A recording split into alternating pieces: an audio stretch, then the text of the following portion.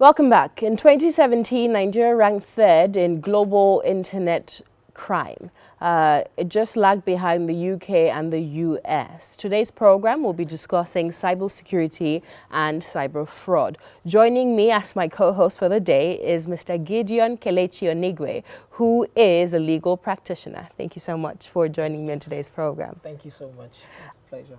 I also have with us Wilson Agboti, who is an IT consultant and the founder of BA Integrated Services. Thank you so much for joining Gideon and I in today's program. Thank you so much. So when we talk about cyber fraud, why is Nigeria lagging, or not lagging behind? Why is Nigeria third on the global rank of cyber fraud? Okay, thanks for that.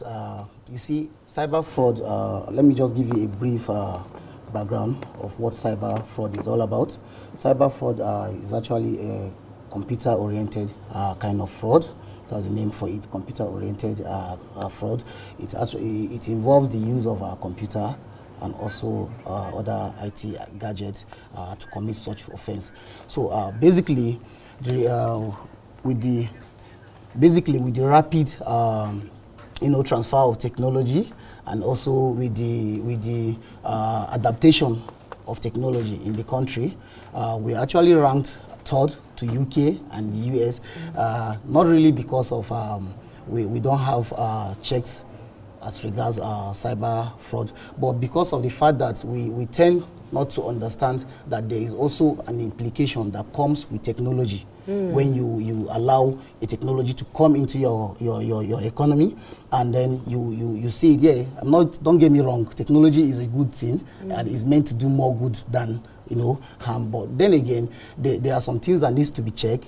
When you have that technology coming into the economy, and then people are beginning to get used to it, there's rapid adaptation of IT, and then you don't check what those technologies are being used. So you see that people actually begin to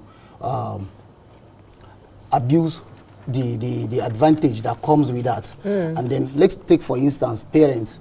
It's a good one that, okay, you can get your child device, you can get your child a computer at a very tender age, and then he begins to learn what IT is all about. But then again, what parents do is that they don't tend to check, or there's what we call parental control. Okay, you are exposing this child to the world, the global village, which is the internet, and then you don't check what he or she does with that technology that you're giving to that child. Wow, that's a very important aspect you brought up, because a lot of children now have access to information that they have no business going through because of the easy access to the internet. But I'd like to let our viewers know that we're opening up our phone lines to joining on this conversation. The number to call is 080-705-19904. That's 080-705-19904.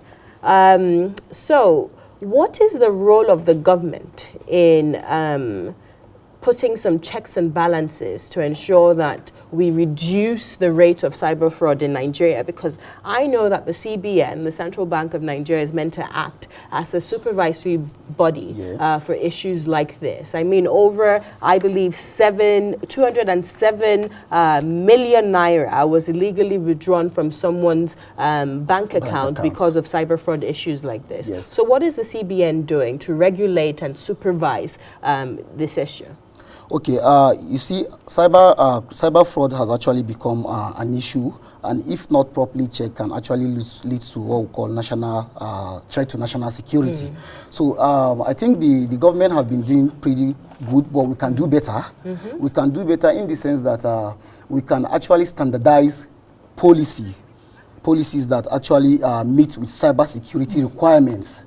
We don't have that. I don't think we have an improved standardized policy or cybersecurity policy that actually regulates that. So if we can actually work on that, I think government will be able to come up with laws that actually check how these technologies are being imported into the country. Take, for instance, the MMM. Take, for instance, the MMN issue. It becomes a serious issue, and then, yes, government came out and they talked about it. They issue public warning, don't do that, do that. I want you to elaborate on that, but we have a caller right now. Your name and where are you calling from, please? Calling from my summer. Yes. What's your contribution?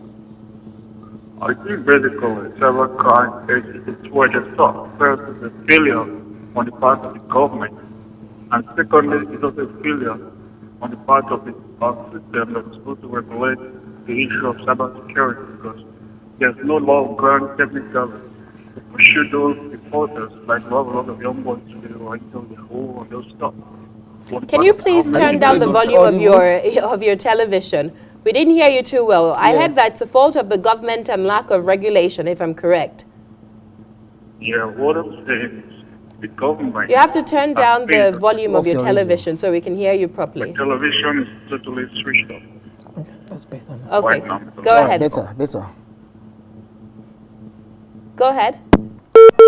Oh, sorry, we lost that caller. But basically, I believe the gist of what he was saying is that the government has a role to play in regulation like we previously discussed. But Gideon has a question. Yeah, basically, in Nigeria, one of the major kinds of cyber fraud or crime that we have seen very, very much prevalent amongst our youth today is what we term the Yahoo. Yeah. Is that some sort of a type of cyber fraud, or is it just can it be categorized under cyber fraud? Yes.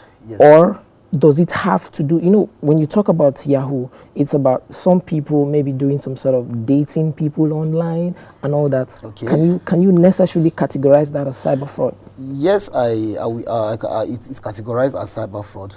Why I say this is that, the Yahoo thing is, see what they do now. The so-called Yahoo boys, they do what we call phishing. There's what we call spam, spamming, sending of emails, and there's what we call hacking.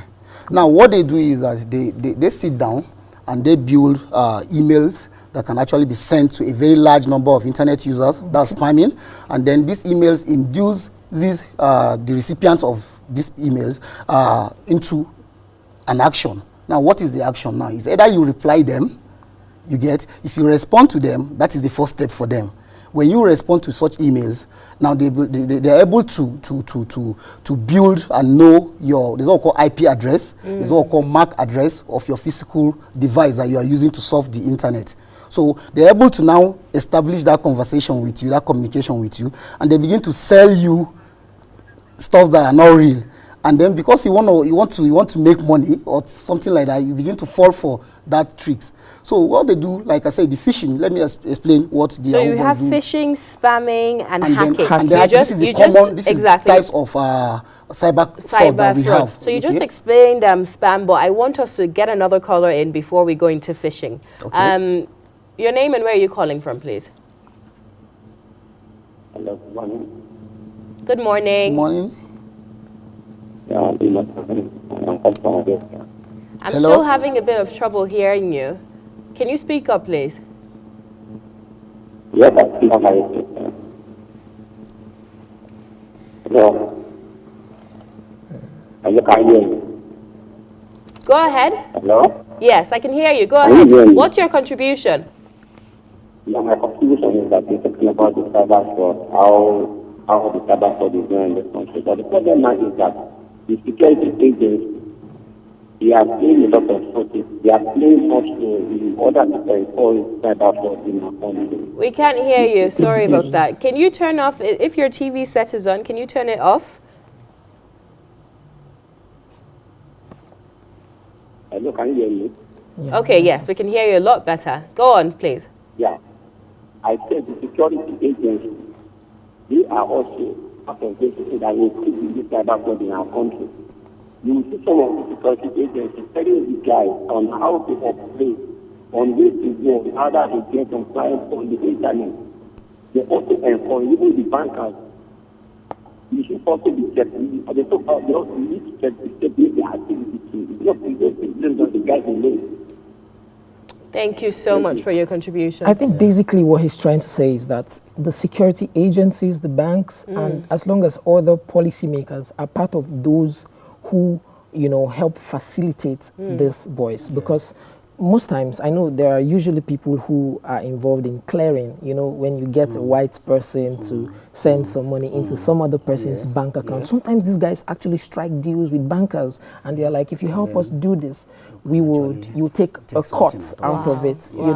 I think that's basically what the last caller is trying to say. So how do we curtail that? And I want you to also elaborate on the phishing and hacking that you were about to discuss before he called. I think we need to work on our society very well. We need to see how we can reorient people, on how, because as it is now, we see this Yahoo thing like a normal thing. We no longer see it like it's a crime.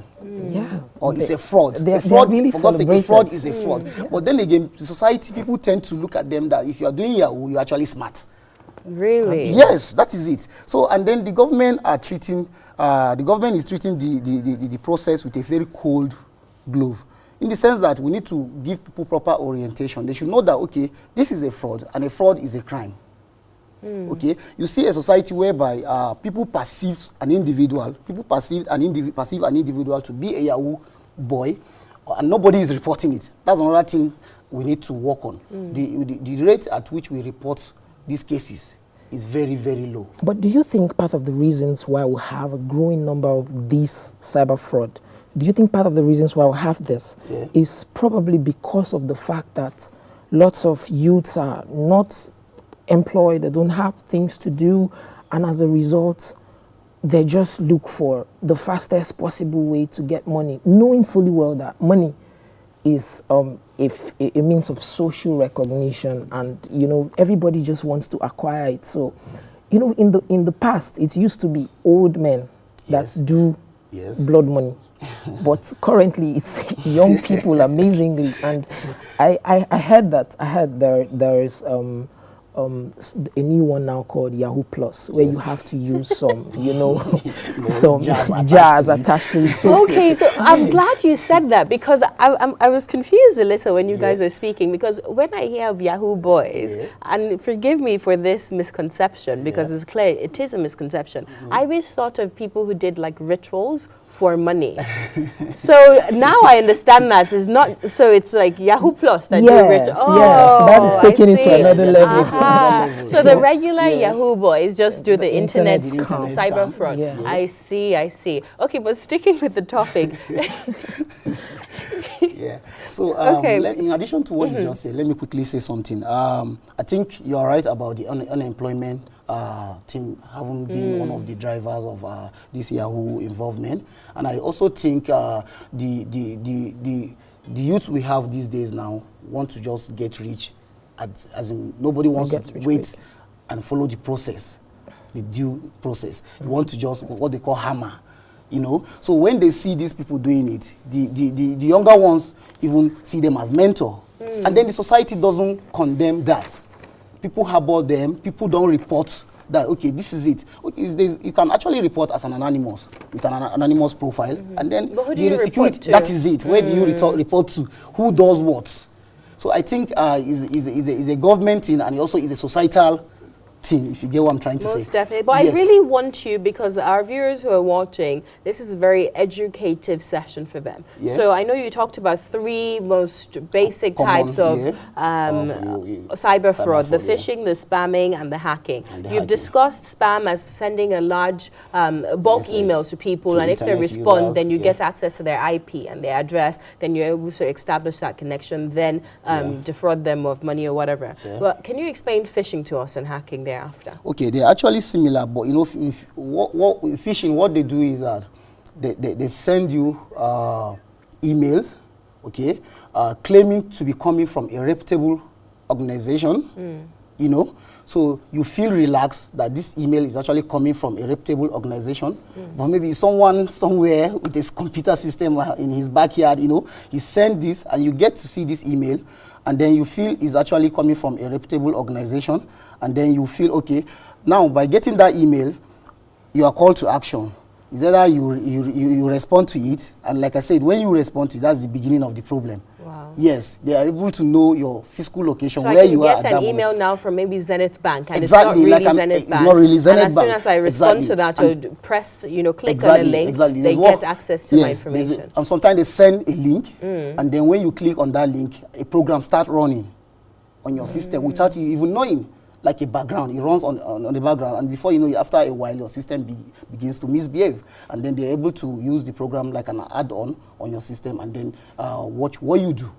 So what I would advise, what I will say, I think the best way to go about it, we need to let people know how to actually identify, a spam messages. When a message comes into your inbox. In fact, I got one this morning. I used to get a lot of them because I do most of my work on the internet. You can't, there's very little you can do. You can't really actually avoid getting those messages. I understand, but having to having to identify, I know how this is actually a scam. If I see one, I don't even need to open the mail. To open it before you know. Okay, we'll delete it. elaborate on that. We have another caller on the line. Your name and where are you calling from, please? Hello, good morning. Good morning. I'm Cassie by name. Cassie? I'm calling from I'm Cassie by name. I'm calling from Airport today. Okay. What's your contribution? Yeah, actually, my own contribution there is this. Because for the federal government here, I believe that they have a lot to do about this cybercrime of the thing. Because mostly, even the bankers there and the managers there, they also work with them. Right? They also work with all those Googles of the thing because they do most of their clearance for them and stuff. They are the ones that pick their money on, all those sort of things. So I believe it. What I want to be like, the problem is from the government and they have a lot to do. Because all those hardship is much. And what brings all those issues is just hardship. Thank you so much, Yes. Cassie, for your Yes, contribution. that's a very good contribution. All right. So, what do you think individuals and businesses can do to protect themselves from this cyber fraud? Because it's been really prevalent in our society in recent times. Yes, from the business aspect of it, cyber fraud is no longer as conventional as it used to be, and then businesses nowadays recognize the fact that cyber fraud is actually business risk. The cyber risk is actually business risk. You get the way you invest in a business is actually the way you also invest, in making sure you protect yourself against cyber risks. So now, from the business angle of it, I think most businesses need to kind of train their staff to know when a message is a scam, when an email drops and this is a scam. You need to know how to identify a genuine email. What are some basic ways we can do that? Okay, one of the basic ways, like I said, like me, what I do is I look at the source of the mail. You get to see the source. And what they do at times, they send this mail, they try as much as possible to replicate a reputable organization. For instance, the one I got this morning, when I looked at it, okay, the source was actually coming from Google, www.googlo.co.